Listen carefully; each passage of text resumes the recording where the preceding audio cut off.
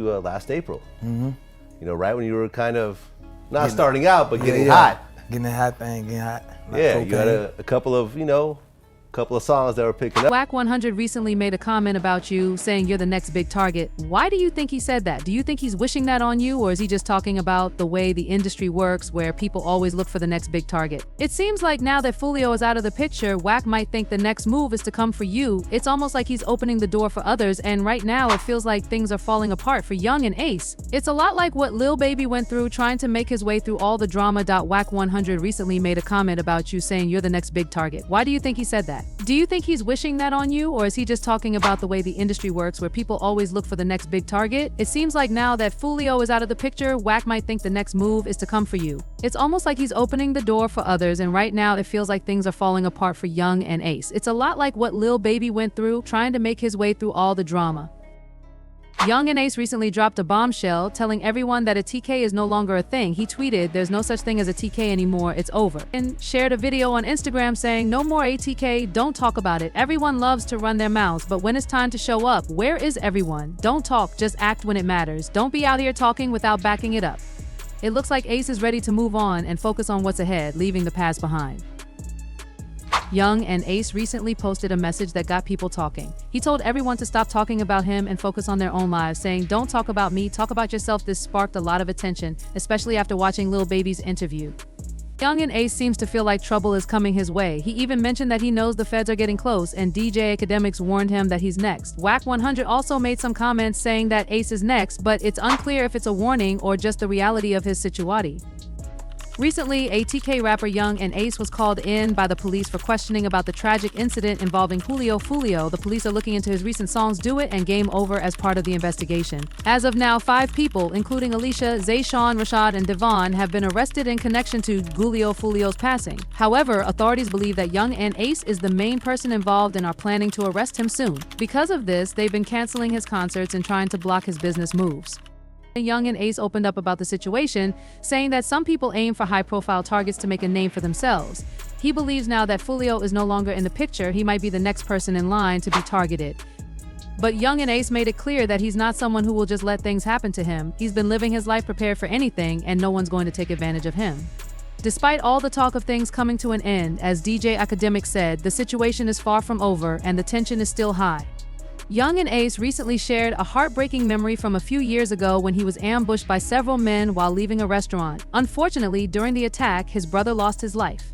Yungeen Ace recalled how he tried to help, pushing through the chaos and opening the car door, but his brother couldn't move. He jumped out of the car, calling for help and trying to keep him safe. Though Yungeen Ace has faced many challenges and threats from rivals, he's now also under the watch of the police. Jacksonville Sheriff TK Waters has mentioned that the rapper is being closely monitored by authorities, adding another layer of pressure to his already difficult situation.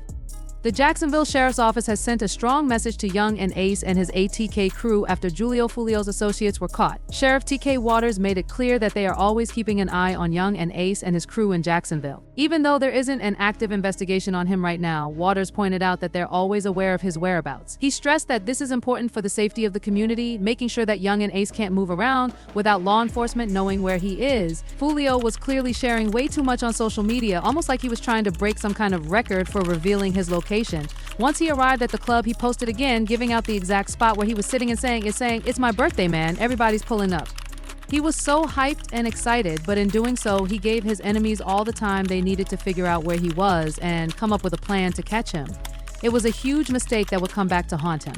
Yungeen Ace is really frustrated right now. He doesn't understand why the Jacksonville police keep canceling his shows. He points out that he doesn't even live in Jacksonville, so he can't figure out why they're targeting him like this. He feels like they're trying to mess with his money and his life by stopping his shows. Even after he had a show in Tampa, the police still stepped in and had it canceled. He's clearly upset, and it's impacting his career. It's tough to deal with when it feels like you're being blocked from doing what you love.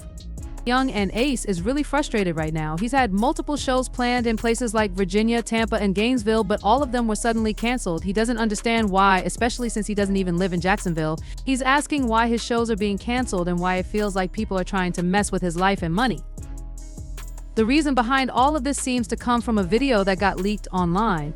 In the video, Yungeen Ace reportedly admits to being involved in an incident with Julio Foolio. He says, "I put it on everything on my soul. On my kids, I'm the one who smacked Julio Foolio that night." This video seems to be what triggered the cancellations, and now it looks like the authorities are keeping a close eye on him. It's a tough situation, and Yungeen Ace is not happy about it at all. In a recent discussion, someone opened up about an event they were involved in, though they didn't want to reveal who they were. They explained that they were hired to take action because there was money offered for it. The person mentioned they were close with Ace and his group ATK and often spent time in Jacksonville. They said Ace had put up $10,000 and asked them to take care of a problem. Apparently, the target had been talking too much and causing trouble, so they stepped in to handle it as Ace had asked. They didn't go into details, but it was clear they were doing it to help out their crew. So here's the situation. The person shared that they did what had to be done in a tough moment. They didn't want to get into too much detail, but it was clear that it was necessary even if it wasn't easy. They were just handling business as it came.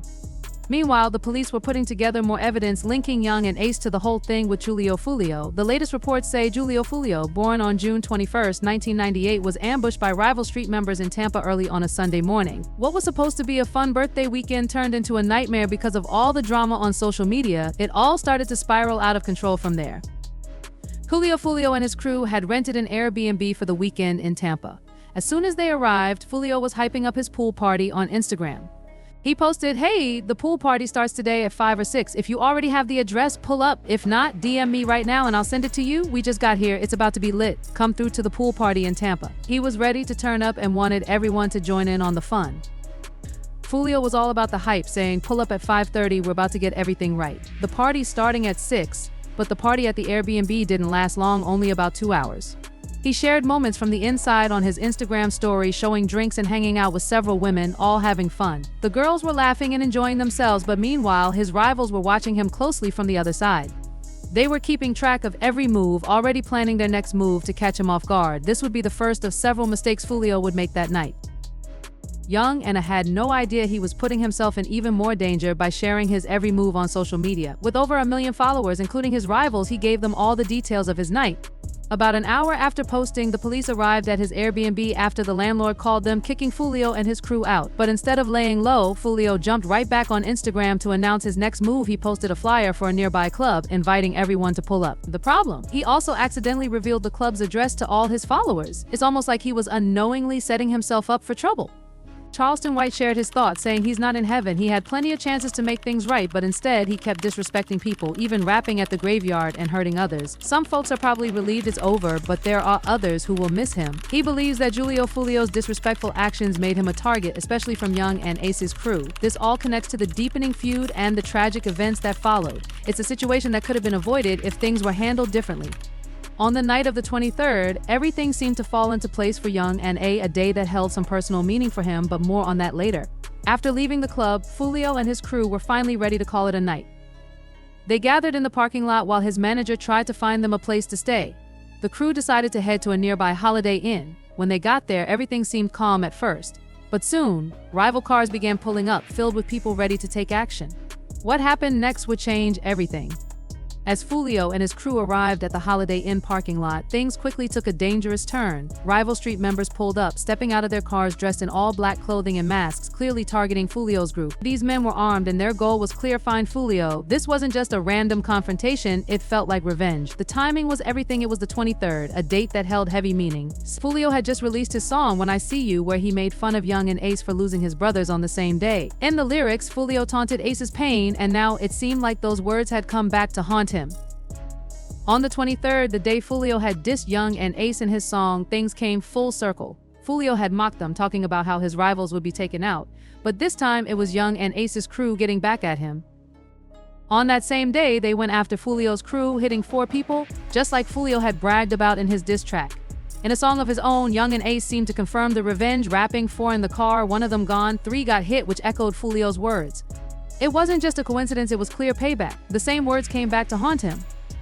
6 hours after the incident, Yungeen Ace's crew dropped a new diss track, Do It, aimed straight at Julio Foolio, just hours after his passing. To make things even more intense, one of Yungeen Ace's close associates shared an old tweet from King Von, which said, "Game over, we won, stupid." But the plot thickens. Just a month before Foolio's death, Yungeen Ace did an interview where they talked about the ongoing beef in Jacksonville. In the interview, Yungeen Ace revealed that there was supposed to be a song between both groups, meant to bring peace and end all the tension. But as we now know, that peace never came. The rivalry only grew and things took a tragic turn. In an interview, Yungeen Ace shared that even though they had their issues, there was a plan to work with Julio Foolio on a track to stop the violence. He said, even though I said what I said, me and Jay Bree were supposed to make a Stop the Violence song. We were trying to make it happen for the kids to help make things better. He mentioned that he and his big cousin were fully on board with the idea and they were just waiting to find the right beat to make it happen. The goal was clear: use their music to inspire change, but unfortunately things didn't go as planned. The situation left a lot of people feeling upset, questioning how it could have been avoided, but others, like Charleston White, had different opinions. When asked about it, he responded, "Everybody keeps asking me what I think about this. Well, here's what I'll say: if you live a certain way, you can't expect a different outcome. Julio Foolio lived a certain lifestyle, and now look at what happened. Nobody should be feeling bad about it. He made those choices. This is just the reality of the life he chose." His point was simple: the consequences of living that dangerous lifestyle were unavoidable, and that was something everyone had to understand. In April 2022, things took a serious turn for Julio Foolio. While driving his Dodge Durango, he was pulled over by police for having illegally tinted windows. But this wasn't just any regular stop. Suddenly, a prosecutor showed up, making things feel a lot more intense. The prosecutor went ahead and searched Foolio's car, and after realizing who he was, Foolio was taken to a police patrol car. They wanted to ask him about the passing of a TK Mitch, one of Yungeen Ace's best friends. The officer said, "I know this is going to upset you, but we need to talk about Mitch." That's when the situation started to get real heavy. Foolio found himself in a tough spot that day. After being pulled over for an illegal window tint, things took an unexpected turn when the police brought him into questioning. The officer asked, "How long is this going to take?"